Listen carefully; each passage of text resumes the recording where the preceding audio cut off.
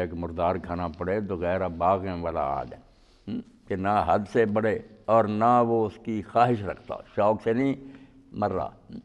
یہ لوگ اس کے اندر نہیں آتے، سب کو پتہ پہلے ان کی پلاننگ ہوتی کہ اب ریٹائر ہو رہا ہے، حکومت پر قبضہ کرو، 10 سال یہ بھی نکالیں گے، اور بعد میں بھی عادن ہوتے ہیں، ضرورت سے بڑھ کر ناجائز کام، غلط کام، کوئی ان کا وہ مقصد نہیں جو اجازت ہے نا دین میں کہ ایک مومن اپنی جان بچا لے۔ وہ مومن کی جان تو قیمتی ہے، یہ تو مر جائیں تو اچھا نہ کہ ان کو مردار بھی نہ دیا جائے، یہ ختم ہو جائے، ہماری جان چھوٹے، یہ کوئی وہ قیمتی جانیں نہیں ہیں، یہ خود چاہنے والے ہیں، سازشی ہوتے ہیں اور ضرورت سے بڑھ کر ظلم زیادتیاں کرتے ہیں۔ تولنا تو یہ چاہیے کہ جو کام ہم کر رہے ہیں اس کا نقصان زیادہ ہے یا جو حالت پہلی اس کی۔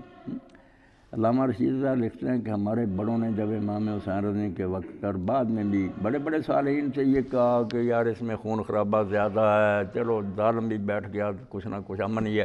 تو وہاں لکھتے ہیں کہ یہ کتنی غلط بات سوچی، اگر اس وقت میدان میں آ جاتے تو کوئی 10-15 لاکھ مر بھی جاتا نا تو یہ فتنہ ملوکیت کا رک جاتا اور صحیح پٹری پر امت رہتی۔ جو بعد میں ہوا کہ انہوں نے آرام سے حکومت ان کو دے دی کہ خون خرابہ نہ، خون خرابہ تو بہت زیادہ ہوا، عدالتوں میں بے انصافیاں ہوئیں، لوگوں کی بیٹیاں کے ساتھ ظلم ہوا، مال چھینے گئے،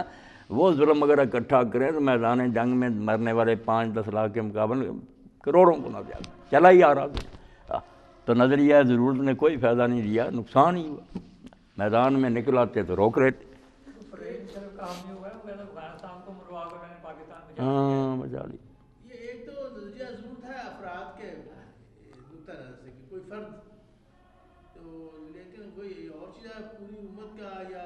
کسی کمیونٹی کا ہو وہ اور بات ہے، اس میں تو عظیمت اسی میں ہے کہ اس کو ریجیکٹ کیا جائے۔ نہیں اگر یہی حالت اجتماعیت کو پیش آ جائے، فرد کو آئے یا اجتماع کو آئے، مقصد تو ہونا چاہیے کہ مقصد شرعی نقطہ نظر سے اعلیٰ ہونا چاہیے نا، جس کے لیے وہ ضرور اختیار کی جا رہی نا۔ اگر مقصد ہی غلط اور لوٹ مٹانی ہے، ظلم کرنے ہیں، تو اس کے لیے شریعت کو کیوں بدنام کرنا؟ اس میں وہی قریشی صاحب کا نقطہ نظر درست ہے جی، یہ انفرادی جو ہے نا حرام حلال کا مسئلہ ہے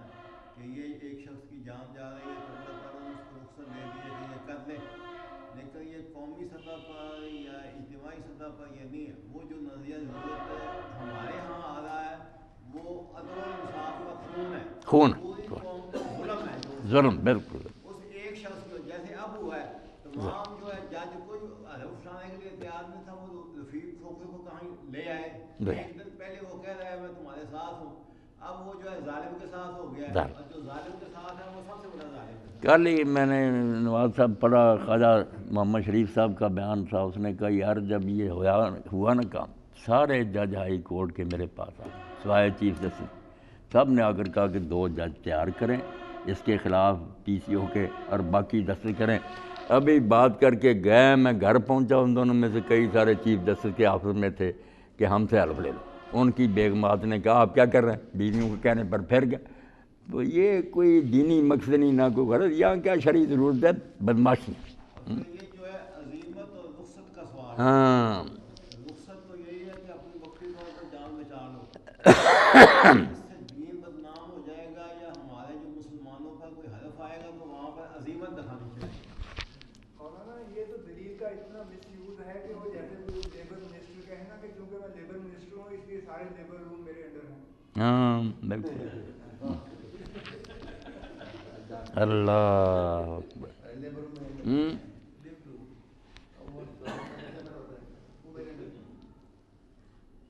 اب یہی جو چیز تھی جو پرویز نے نہیں ہونے دی، وہ یہ نظریہ ضرورت ہی ختم کرنے والے تھے، یہ جو جوڈیشری تھی وہ نظریہ ضرورت کو کہتے خلاف قانون، خلاف قوم، خلاف مفاد، سب یہی بات وہ فیصلہ دینے والے تھے۔ ہاں بالکل ٹھیک۔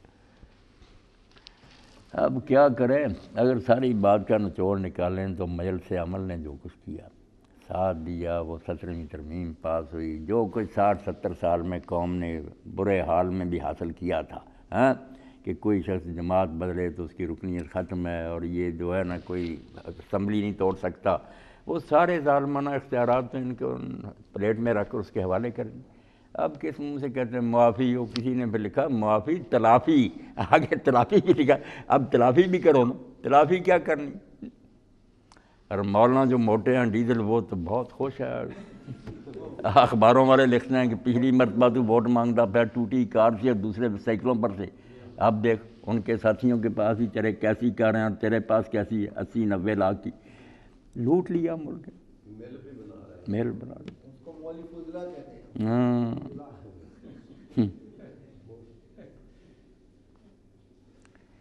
ان لوگوں کا چغتائی صاحب حال یہ تھا جب تحریک پاکستان تھی، ان کو فرقہ گاندھویہ کہتے تھے، بریلوی علماء نا فرقہ گاندھویہ، یہاں تک ان دیوبندی مولویوں نے کہہ دیا تھا جو گاندھی کے ساتھ تھے کہ اگر نبوت جاری ہوتی تو مہاتما گاندھی نبی ہوتا، اور یہ ارتھیاں اٹھا کر نا جب ہندو مرتا اس کا جنازہ ساتھ اٹھا کر جاتے، پڑھتے جاتے، کفن و دفن میں شریک ہوتے، بالکل گمراہ ہو چکے، کھدر پہنتے، جو گاندھی کہتا مولانا حسین کرتے، اور اگر کسی نے کھدر نہیں پہنا مر گیا تو حسین نے کہا میں اس کا جنازہ ہی نہیں پڑھاؤں گا، اس نے گاندھی جی کی اپیل پر عمل نہیں کیا، بیڑا غرق ہو گیا۔ اس وقت مولانا اشرف علی تھانوی اور ان کے شاگرد جو تھے یہ میدان میں آئے،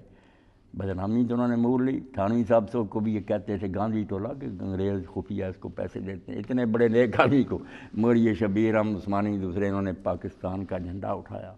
قائد اعظم کے حق میں کتابیں لکھیں عربی اردو میں، یہ فتنے اٹھاتے تھے یہ تو رافضی یا شیعہ، انہوں نے کہا یہ سب باتیں چھوڑو۔ مفتی محمد شفیع صاحب رحمۃ اللہ علیہ کی ایک کتاب ہے، اس میں لکھا یہ حوالہ تو اب بھی لوگوں تک پہنچانا چاہیے، امام محمد جو ابو حنیفہ رحمۃ اللہ علیہ کے شاگرد تھے ان کی کتاب سے، کہ اگر کسی علاقے میں خارجی مسلمانوں کی حکومت ہو، جو شیعوں سے بھی آ گئے ہیں کہ وہ حضرت علی کو بھی کافر کہتے ہیں دوسروں، خارجی حکومت کر رہے ہیں، دوسرے مسلمان بھی وہاں رہتے ہیں صحیح العقیدہ، تو اگر کافر کوئی حملہ کر دے اس خارجی اسٹیٹ پر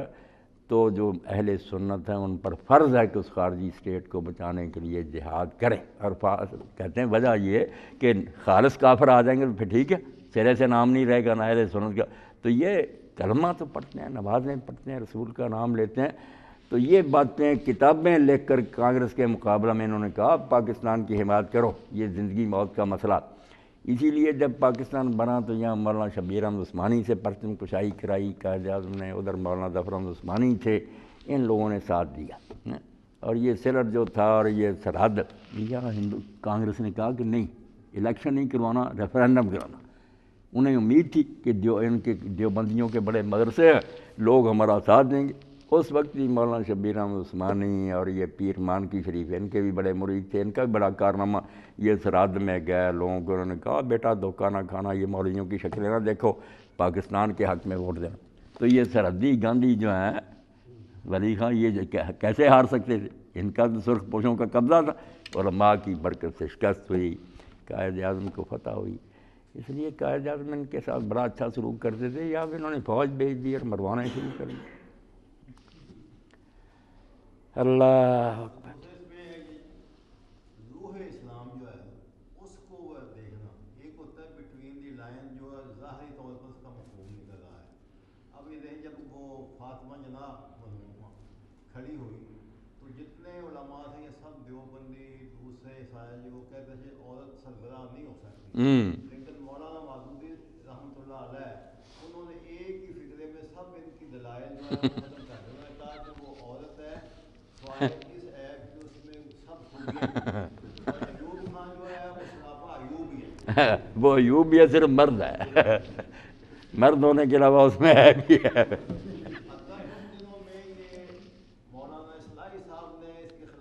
بڑا رسالہ ہی لکھ دیا تھا،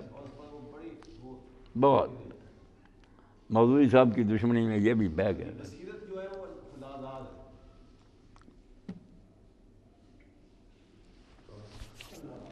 الحمدللہ رب العالمین والصلاة والسلام علی رسولہ الکریم سیدنا و نبینا محمد وآلہ واصحابہ اجمعین۔ اللہم انصر الاسلام والمسلمین واخذل الکفرۃ والمشرکین۔ ربنا افرغ علینا صبرا وثبت اقدامنا وانصرنا علی القوم الکافرین۔ ربنا لا تجعلنا فتنة للقوم الظالمین ونجنا برحمتک من القوم الکافرین۔ اذهب الباس رب الناس واشف انت الشافی لا شفاء الا شفاؤک شفاء لا یغادر سقما، وصلی اللہ تعالی علی خیر خلقہ محمد وآلہ وصحبہ۔ ਹੁਣ ਆ ਜਿਹੜਾ ਅਗਲਾ ਹੋਣਾ ਇਲੈਕਸ਼ਨ ਤੋਂ ਬਾਅਦ ਹੀ ਹੋਣਾ। ਹਾਂ ਬਾਈ ਬਿਲਕੁਲ, ਹੁਣ ਇਲੈਕਸ਼ਨ ਦਾ ਹੰਗਾਮਾ ਆ ਰਿਹਾ ਜੋ ਆਪਣੇ ਬਸ ਆ ਹੈਂ।